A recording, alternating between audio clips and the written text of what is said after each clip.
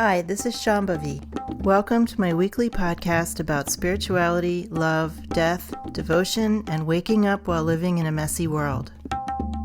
The Satsang with Shambhavi podcast is recorded live each week with students of our nonprofit community, Jaya Kula. For more information and to find out about attending a satsang, visit jayakula.org. Thanks for listening. Much love to you, wherever and however you are. Our entire culture is based on a demand that we prove we have value. And that value is external. It's externalized about what we do or how we show up in some way. And the opposite of value is being cast aside, being abandoned. That's how our culture works. This is a local, historical phenomenon that you have to live this way, with this idea that you don't have inherent value. You have to prove your value by being a certain way or doing a certain thing. So, of course, we're just all continually scrambling to do that. And that isn't actually our real nature or our real circumstance. It's a circumstance we're in because of where we were born and the time period we were born in. The fact of the matter is that you have inherent value and that everything that's happening is coming from the same source, including the time and historically localized phenomenon of needing to prove yourself or feeling like you're going to be abandoned and damned. It's all coming from the same source, and that source is absolutely without the need to add anything or subtract anything. It's absolutely pristine, full of intelligence, creativity, and compassion, and it doesn't need anything added or removed. That's your real nature, and that's what you're here to discover. So those of you that are engaged in anti-supremacist work, kick that fucking master out of your house. This is part of how these systems live in us, whether they're religious systems or political systems or cultural systems or social systems. They're all the things that most of you want gone. But there they are right in you, telling you you're not good, you need to prove yourself, or you're going to be left behind. Not only do you have inherent value, you have inherent belonging. This is something I've been talking about for years. How can we demonstrate inherent belonging? Inherent belonging is there's no question about it. You're here. That's it. There's nothing more to say. If you're here, you belong here. If you feel a sense of somehow not belonging or not being in the right place, it doesn't actually mean that you don't belong here. You belong here with that feeling, if you have that feeling. Having to prove yourself is absolutely an infuriating circumstance. And I'm just saying that, so hopefully you'll get angry about it and realize that if you want to call that your psychology, that's another movie prize. This is grooming. This is grooming. The Puritan colonists who came to the Americas first and settled in New England, they were religious extremists for sure. They had two opposing themes. One theme was, we are the elites. We are the shining city on the hill. We are the saviors. We are at the pinnacle of human existence. The other idea was, God is holding us over the fire pit of hell and we're utterly worthless and we're in the hands of an angry God. This is an exact phrase from their scripture, being in the hands of an angry God. So look at this, these two extremes. We're the shining city on the hill. We're just little bugs God is dangling over a fire pit of hell and damnation. Familiar, right? How are you going to reconcile that? You really can't. You cannot resolve that. That is the structure. It's also the structure of narcissism, weirdly enough. That is so interesting. Yeah. And of course, now we have the world's most narcissistic person in charge of this country. But we're living in a sea of that, right? We're living in a sea of that. How can we be the best and the worst at the same time? Well, we're constantly trying to prove something to this angry God that we've now internalized. You have to get angry about it. You have to get your fire up. It's not going to work if you just feel badly about yourself. You have to kick the bums out. And the way that we do that is by actually feeling our value and allowing ourselves to accede to the reality of that. These are all habit patterns. It's habit patterns of feeling you have to prove something. To who? Really, to who do you have to prove anything? I feel like there's the coercion in our economic system, like really feeding that, like proving things at work enough to keep your job or. Well, that's different. There's nothing wrong with a job that has some standards. I think I'm talking more about the expectation of overachievement. Well, I think it's the tying of any kind of achievement to internal value that's the problem. Overachieving is another story, but the linkage of your value as a human being to your performance at a law firm on earth, like. I love that. I do my best. Your value has nothing to do with your performance at work. And of course, there's our industries where you're supposed to make it your whole life and not have any boundaries and all that kind of stuff. That's just the stuff of memes, of anti-capitalist memes, right? That's a different story. That's like something we should not accede to. The only time we should overwork is when we really love what we're doing. Then it's not exhausting in the same way. The moralistic thing that I get into is very sneaky, and it shows up in like language. So yesterday I said, I want to be a better person. And you corrected me by saying, you want to be a freer person. Mm-hmm. You know, it's a little change of word, but it kind of reoriented me completely. You can't actually be a better person. But, you know, it's weird how we all say colloquially, you know, being a better person or whatever, but it's like, wait a second. The self-improvement project. Yeah. Duh. Our fragility around criticism is an indication of how our sense of self depends on approval, like constant approval.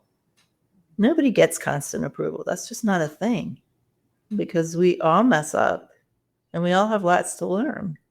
So if we have good friends, and God forbid if we have teachers,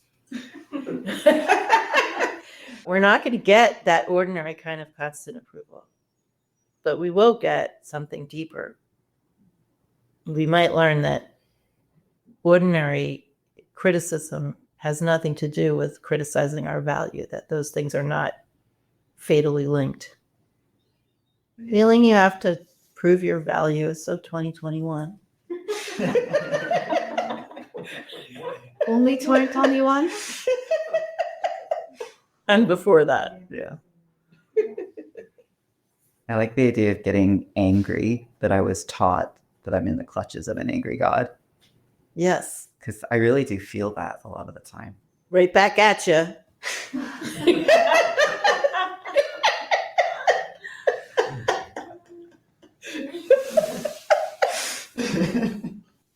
Part of the Puritan view is that there's the damned and they're chosen, but nobody knows which is which, and it's not based on standard signs of virtue. So you just don't know till you either go to heaven or to hell, whether you're chosen or damned. I think this is narcissistic abuse. It is so abusive. Yeah. This is always keeping you off balance. That's like Totally. the central move of narcissistic abuse.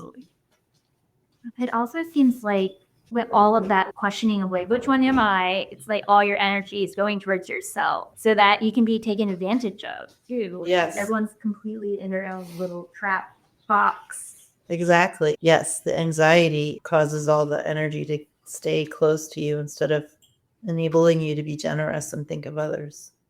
What I've always noticed is that one of the hallmarks of narcissism is lying or tighten-rope. And they're the easiest people to lie to, which is weird. I never quite really understood why that was, especially if you're saying something nice about them. They'll believe any praise. You often try to teach us that there is no necessary connection between our reactivity and something we experience in a relationship with another person. How to get out of that frame of mind where I see necessary connections and then I dial into that story and then I'm not able to be emotionally self-responsible in my relationship. Well, there's intellectual ways we can understand that, which I'm sure you've heard me say. If we have someone doing something that's mildly disgusting, like picking their nose and eating their boogers or something, and there's 10 people watching, there's going to be 10 responses. The frat boy is going to laugh and and somebody else is going to be horrified. The way that we respond to things isn't tied in a necessary way to what those things are. If someone is mean to me, if I'm in ordinary mind, then I feel I have a justified response. I can be hurt. I can be angry. I feel those are the normal and proper and justified responses to somebody being mean to me. But if I am seeing someone's real condition and they're mean to me, then I could have a natural response of compassion too. I don't have to get mad just because someone's mean to me, right? I don't have to feel personally attacked just because someone attacks me deliberately, right? I can see that as, if I'm able, as part of their karmic packaging. And I can even feel compassion for the thing that they're locked into versus, oh my God, someone attacked me. What am I going to do about it? Let me attack back. So the more momentum our karmas have, then the harder it is to pause and remind ourselves, even in an intellectual way, that our response to this is our response. And then, well, what is my response? And at least acknowledging it, even if you can't do anything about it. But when we're very caught up in a certain karmic package that has along with it a lot of justifications for things, then it's harder. But your first line of defense is pausing. Each of us has characteristic, stronger karmas. Not everybody has the same responses to situations. We don't all have karmically impacted responses to things or the same intensity. So as a person, if you're an adult and you've been sort of reflective, which you have, you kind of know what your major patterns are. Right? And so when you feel those things, there should be immediately a question mark in your mind. One of your major karmic things is feeling humiliated. So when you feel that someone's putting you down or you feel humiliated and you want to lash out or be defensive, you need to pause and think, okay, this is my thing that I do. And you don't have to wonder, am I really being humiliated? Because this is what some people do. If they identify their characteristic karmic responses to things, then they spend a lot of time wondering, am I justified? Is this really happening? That seems to be the major line of inquiry, but it's not important whether it's really happening that way or not. Because even if it is, you still don't want to be responding that way.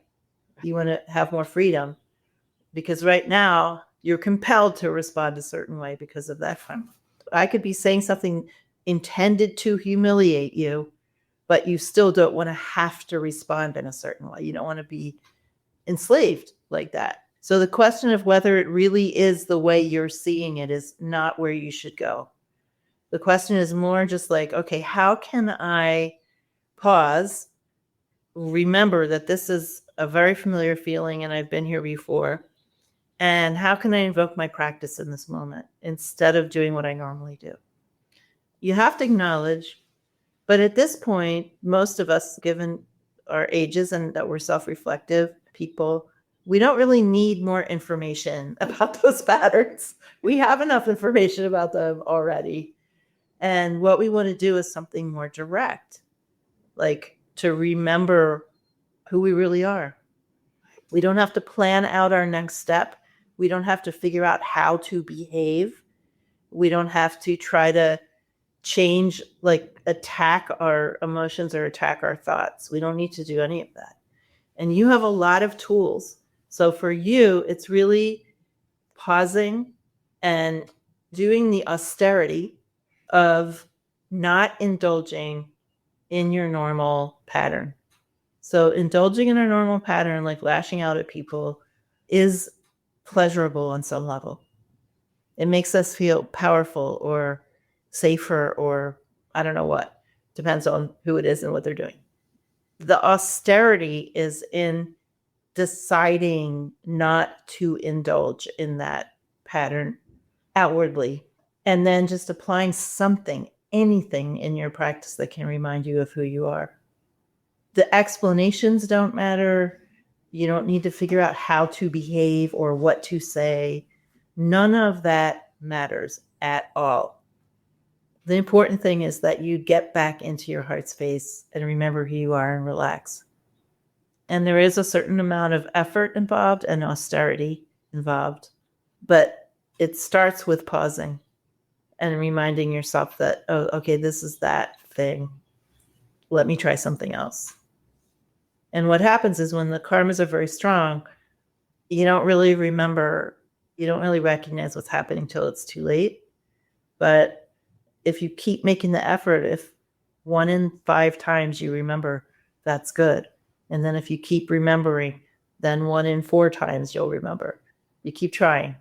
Just keep trying, even if it gets away from you a lot at first. But keep trying to pause and make a fierce decision that you're going to go in a different direction. That isn't explanation, that isn't planning out your responses and words. That's just actually just going for the absolute. Because that's going to take care of everything. Yeah, that sounds wondrous. Will be effortful. It's very effortful. Yeah, because there's momentum involved, but there's also pleasure involved. Especially when an aspect of your response is anger. Anger is a very alive, active situation. It's very pleasurable. That's really a hook. Anger at the wrong person. I mean, anger at anybody, I guess. Well, anger is an energy, right? It just happens to be very alive. Everyone's enjoying their emotional responses anyway. But we have to recognize that it's a bid for powerfulness. When you feel humiliated or disempowered, you make bids for powerfulness, and it comes out the way it does. No need to go into it. All that really matters is getting back into the heart and getting back in touch with that presence. That's really the medicine. And it does take fierceness to do that until it becomes a habit in and of itself. It does eventually become easier, but you have to do the hard part first. The thing that always moves me in the right direction is the question, what do you want your life to be about? Everybody could ask that question, right? I just find it completely reorienting.